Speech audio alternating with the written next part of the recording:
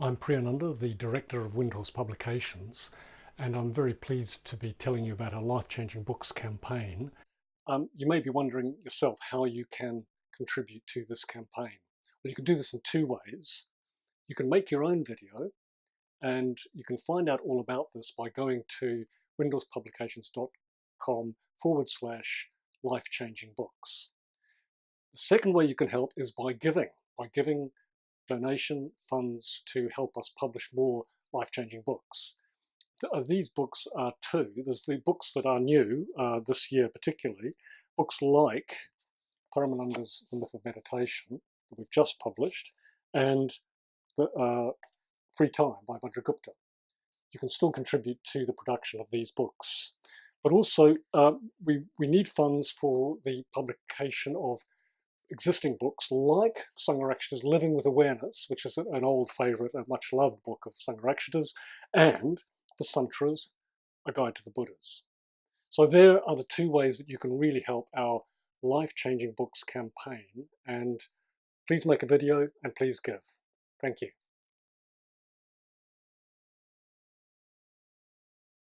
What I love about this is you're really getting a sense of Bante's confidence and his experience of the spiritual life, which he's trying very hard to sort of pass on to us. Here we go. When you live from the deepest level of reality, that is your practice of wisdom. Your practice is the way you live. Your whole life is the expression of what you're rooted in. Just as all the leaves and flowers on the tree are the expression of the sap that arises from the earth. This verse is saying, don't draw your nourishment from any aspect of your conditioned being. Go deeper. Draw it from the depths of the unconditioned. Draw it from the true nature of the Dharma, which is also, in a sense, your own true nature. If you do that, everything you say, everything you do, and everything you think will be your practice of wisdom, the highest perfection. Beautiful.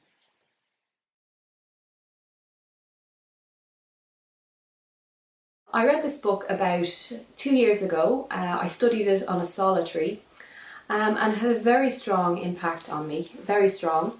Particularly the chapter on views and how I noticed the effect it had on me.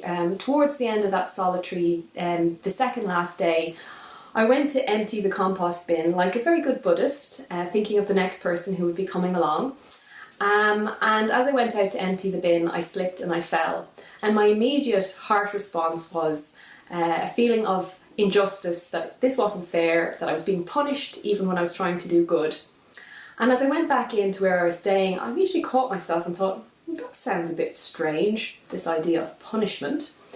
And I realised that, when I was looking back of my notes for chapter 10, which is on the chapter on views, that was just a wrong view. It's just a wrong view. And once I realised that, once I recognised that, I was able to just let it go. And I had this book just was full of little nuggets like that really, really made me think. So I think one of the great things about this book is how Ratnaguna talks about the topic of imagination. And there's a brilliant definition of imagination right at the beginning. It's a quote from somebody else. And throughout the book, the whole topic of imagination, the imaginal faculty, comes up again and again. And it's such an important topic in Buddhist practice.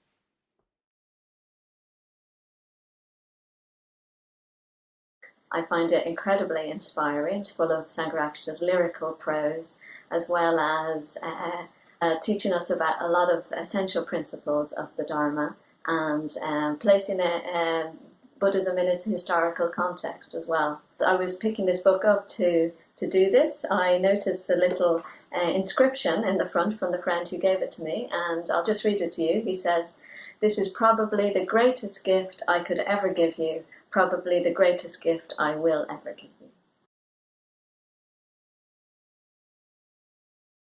The sutra as a whole evokes this phantasmagorical, incredibly rich mythical world of circles of golden mountains, of divine kings, of goddesses, and so on. But what Sangharakshita does from this is to distill a vision for the world, which is very much about here and now. So for me, transforming self and world really helped to begin to bring together the idea of transforming myself and transforming the world.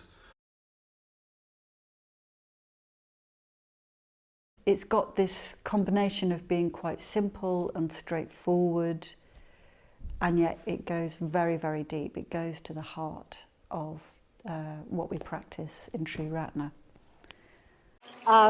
It's very, very practical, so it really explains the Metabhavana meditation practice and the meaning of that, but also it's very, very deep. So especially in the final chapters where Bhante talks about the culmination, the realization of metta, you really start to believe and see how metta and the Metabhavana practice can take you all the way to enlightenment.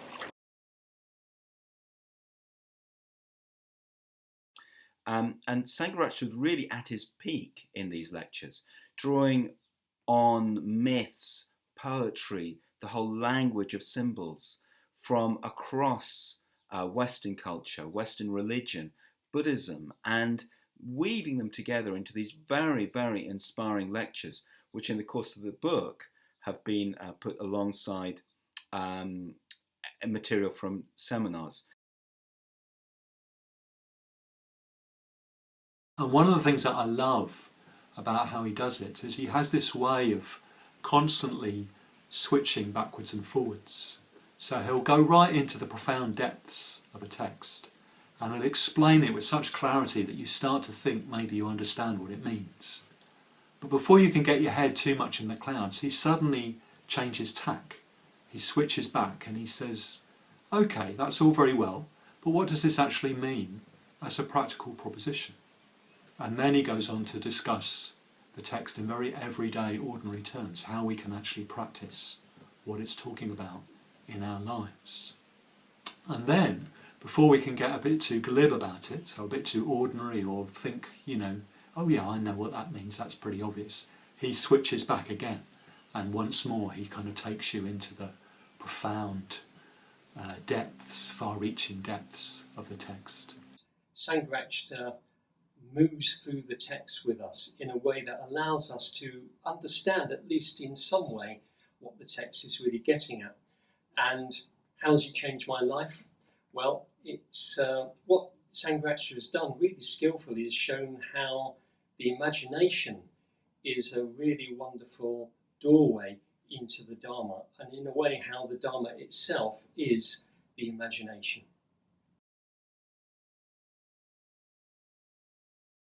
I came along from a science background. I was a theoretical physicist, and I thought that to get into Buddhism, even though I was very interested in it, I was wary because I thought you had to be very vague and woolly and not very clear in explaining things. But reading Sangharakshita, particularly his opening chapter on the evolution of a Buddha, I just felt, it just really blew me away. It really knocked my socks off. He was so clear, he was so precise, he explained such a vision of Buddhism and a vision of what human life is about in that chapter that I'd never experienced anything like that. So it was a wonderful experience that really helped me be convinced that Buddhism was the path for me and that Sangharakshita Bhante was my teacher.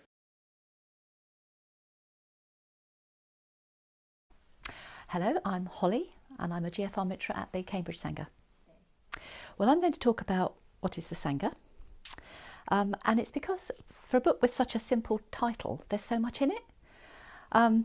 Basically, there's some history when he talks about the history of spiritual community. There's some psychology because we go into the group dynamics and how groups differ from spiritual communities. And then there's also some quite serious Dharma where we talk about what it means to be a true individual and potentially entering the stream. And I just think it's so rich, really. It's a very rich read.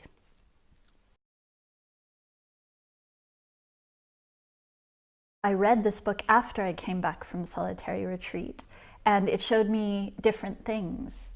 I could resonate more with what he said, and it made sense with some of my experience, and especially the chapter, The Journey Home, helped me kind of come back out of solitary and find a friend in this book while I did so.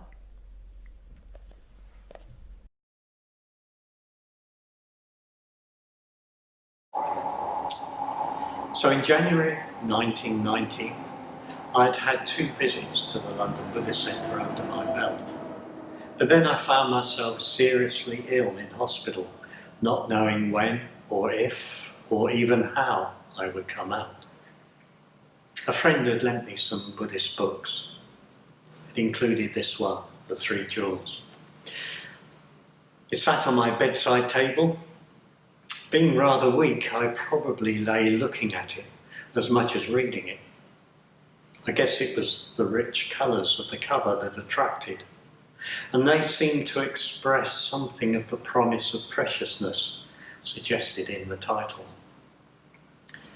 And then reading the book, bit by bit, I was struck by the clarity, a quality of almost pure light to my perhaps rather fevered imagination, shone out from inside the covers.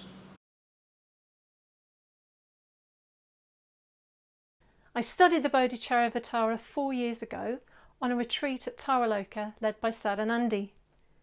During the retreat, I felt as if Shantideva was issuing me a challenge. If you're looking for pearls, he said, you've got a choice. Either you can carry on splashing around on the surface of the water like you've been doing for your whole life, or you can dive down into the depths. By the end of the retreat, I'd made the decision to take Shantideva up on his challenge, and this desire to go deeper prompted me to ask for ordination. I'm finding the ordination training process is definitely helping me to go deeper. Deeper into the Dharma, deeper into meditation, deeper into ethical practice, and deeper into friendship and communication. I'm even starting to find a few pearls. I read the book as part of an 8-week course in mindful emotion at the Auckland Buddhist Center. I've been coming along to the center for exactly 6 months at that point, but I still had some hesitations about Triratna, the global movement that Auckland Buddhist Center is a part of. So I had this fear that it prescribed only one way to be and that I'd have to conform to fit if I wanted to stick around. I also worried that disciplines like ecology or physiology, psychotherapy, and yogic meditation practices that I'd benefited from, I worried they wouldn't have a place within this community, but this book set my mind at ease. The 2 doctors who wrote it, they structured their chapters around the metaphor of a garden. Yay, ecology! And they cover a diverse range of meditations and practices so that anyone will be able to find something that will work for them. And there are sections covering the scientific research behind the practices that they cover so that people like me who want to speak in terms of the vagus nerve and parasympathetic nervous system will also feel right at home. So after I read this book, I realized that yes, the Triratna tent is a large and inclusive one, and I knew I'd found the right Buddhist context for me. So after finishing the course based on this book, I asked to become a mitra. There's one story in particular in the book that really stands out for me, and it's the only story that isn't from the Buddhist tradition. And it's the first story in the book, and it's about a man called Donald Crowhurst.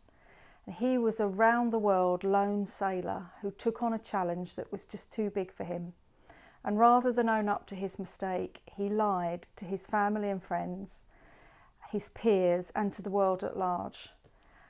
He fabricated his route around the world whilst just drifting in the South Atlantic, and after months of this the pressure became too much, and the consequences of his actions for him were devastating because he appears to have taken his own life. Vasanta has said he was deeply affected by this story, and I was as well. I couldn't get Donald Crowhurst out of my mind, and this had a really profound effect on my metta practice, particularly in the 3rd stage, that very challenging neutral person. And when I thought about Donald Crowhurst, it really gave me some access into what the metta practice was about in relation to people that we don't know, because we really just don't know what people are going through. and actually they're not going through anything that's that different from what we're going through. So it really started to break down that separation between self and other for me.